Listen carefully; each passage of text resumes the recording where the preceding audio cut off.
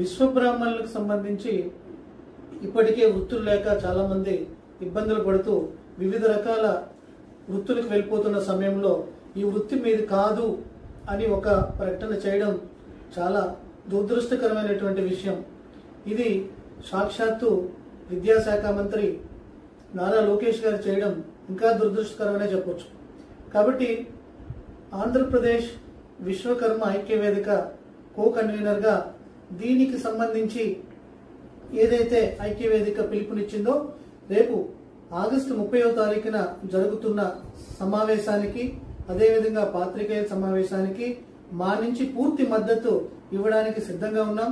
ఇక పైన కూడా ఏ ప్రభుత్వాలు రానివ్వండి, ఏదైనప్పటికీ కూడా కుల వృత్తులు ఇప్పటికే అంతరించిపోయిన కుల వృత్తుల్ని ఇంకా దిగజార్చే స్థాయిలో ఏ ఒక్కరు కూడా మాట్లాడకూడదు.